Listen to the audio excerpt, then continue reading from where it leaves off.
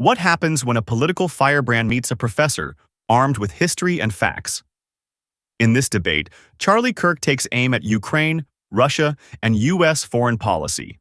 But every claim he makes, from Crimea to corruption, is met with sharp pushback. Is Ukraine really the most corrupt country in Europe? Should Crimea belong to Russia? And is President Zelensky a dictator, or just leading under wartime law? The audience came for a debate, and what they got was a professor going point by point with Charlie Kirk's arguments. From U.S. aid to international treaties, the clash was as entertaining as it was revealing. Let's watch the video.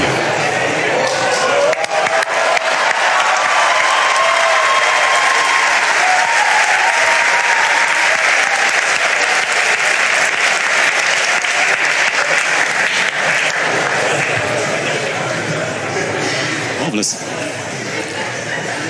Thank you. A very, very short question. Israel versus Hamas, good guy versus bad guy. Russia versus Ukraine. Who's the good guy and who's the bad guy? Both are bad, one is worse. Which way round? Russia is worse than Ukraine. Okay, so why haven't we pursued that? What do you mean? Well, it seems to me that in the whole of the current US proposition, that Ukraine is being the bad guy. In what way? We funded Ukraine upwards to $200 billion. Absolutely, but... We just signed a mineral deal with Ukraine, not Russia. Yeah, but you are expecting Ukraine to give up 20% of its territory to someone who invaded it. Well, is Crimea part of Russia or Ukraine? Ukraine. That's where we don't agree. Well, I'm afraid that's part of international treaty. That's not up for grabs. Well, it's interesting. I mean, hold on. I mean,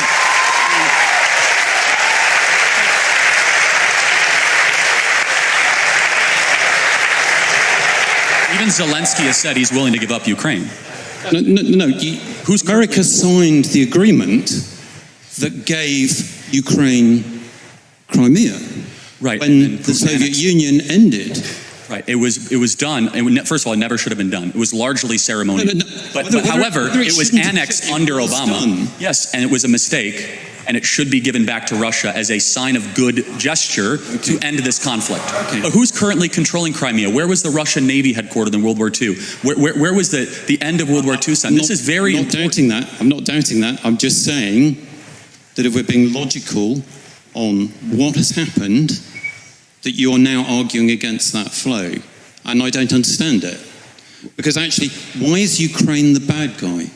No, I said they're bad. They're not the bad guy. Yeah, well, you said they were both bad, but one was more bad. Correct, yes. So why is Ukraine bad? Well, there's a lot wrong with Ukraine. First of all, they're not a democracy.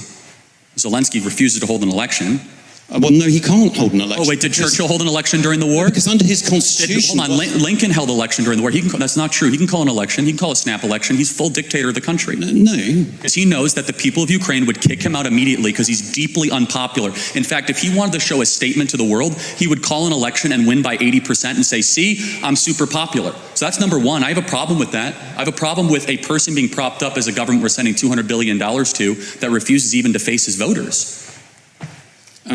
Okay, I can't agree with you factually on that at all. Okay. I mean, constitutionally, Ukraine is not able to hold an election because it's under military law at the moment, and that's just a matter of fact. Again, he can, as a prime minister or president, he can do whatever he wants. He can't. Okay, all right, we're going to just go back and sign an executive order and change their constitution. Okay. Neither can the American president either. So hopefully there's a bit of he could even do a ceremonial election to see where he actually stands with the people. I think we call those opinion polls. Yes, and they're very negative. Firmly ahead in the opinion. Again, but you would agree that a person that holds on to power without the election of the sovereign is pretty questionable. No, not in those circumstances. Okay, then we disagree. No, okay, that's fine. That's fine. But give me another reason why you... They are the most corrupt country in Europe that never even met the most remote standards of joining NATO. Do you not know where a lot of this money is going? I don't disagree that there is a problem with corruption, but the most corrupt country in Europe, are you sure about that? I'd have to think. I'd have to double or triple think about that, but they're very corrupt. Okay, so that's a little bit doubtful. It's not absolute. Well, I mean, would you? There's plenty of corruption around. I mean, let's face it. We are talking about comparison with some of the states you're doing business with in the Gulf. Oh, of course, but we're not giving them money, they're giving us money. That's a difference, right? Saudi Arabia is... Oh, so it's fine. Well, hold on a second. It's morally acceptable to take money from corrupt people. Well, hold on. First of all, as far as morally acceptable, you do what's best in the benefit of your country. And so, for example, we were allied with Russia during the Second World War, and I'm glad we were. And I would ask you, don't forget, how much money is too much money to send to Ukraine? We're at $200 billion right now. I don't think you have to send any more money to Ukraine. We agree. I think you have to agree to support them as a free country and perhaps sell them weapons, like you're very happy to sell weapons to less free countries. And I think Europe will pick up the slack, as we ought to. And I don't disagree with some of the comments about Europe not looking after its own security. I just don't get this approach, which was supposedly to end the war quickly, which now seems to be elongating it, and in doing so, throwing up a smokescreen of very variable facts, if they are facts at all, about how things occurred, which actually isn't helping things. And if people can't see that Putin is stalling, I'm just... I agree with you. I think he might be stalling. And therefore, and I think even your president has acknowledged the fact that he thinks he might be stalling. That's correct. So we don't have a disagreement there. No, we don't. No, we just have a disagreement about the efficacy of tactics. And we don't know. And I'm willing to say we could be wrong. No. Oh, well... Of course you could be wrong in life. Yeah. We could all be wrong. But actually bringing that war to an end consistently actually isn't going very well. And I would just suggest to you that whatever tactics have been used are perhaps not the best. And they are certainly inconsistent with what's going on in the Middle East and how America has been treating parties in the Middle East. But I've had enough of your time. Fair. No, that's a fair contention. Thank you very much. Thank you very much indeed. Thank you. Thank you, everybody. Thank you. Can everyone please stay in their seats, please, while we walk out? Thank you. In the debate, Charlie Kirk faced off with the British university professor, and the central topic quickly became Ukraine, Russia, and U.S. foreign policy. The exchange began with Kirk labeling both Ukraine and Russia as bad, though he insisted Russia was worse. The professor immediately pressed him, asking why Ukraine should be considered bad at all. One of the most heated moments came during their discussion of Crimea. Kirk argued that Crimea should be given back to Russia as a gesture to end the conflict. The professor countered with international law, pointing out that under the 1994 Budapest Memorandum, Ukraine's territorial integrity was recognized in exchange for giving up its nuclear weapons.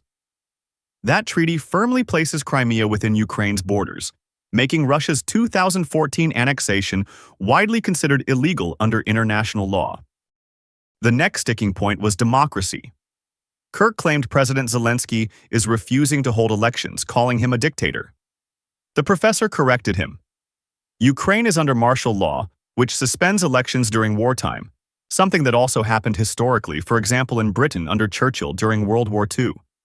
Zelensky has said elections will resume once the war ends. Corruption was another theme. Kirk labeled Ukraine the most corrupt country in Europe.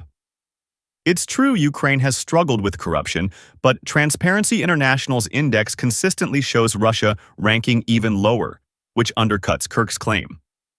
The professor pointed this out, adding that the U.S. often works with corrupt governments in other regions too. Finally, they sparred over U.S. aid. Kirk argued that sending more than $200 billion to Ukraine is excessive and only prolongs the war.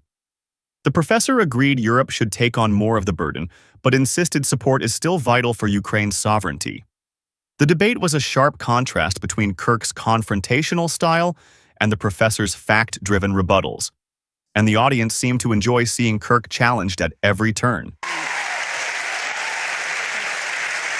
What do you think? Did Charlie Kirk make his case, or did the professor have the stronger argument? Drop your thoughts in the comments, hit subscribe, and ring the bell so you don't miss the next breakdown.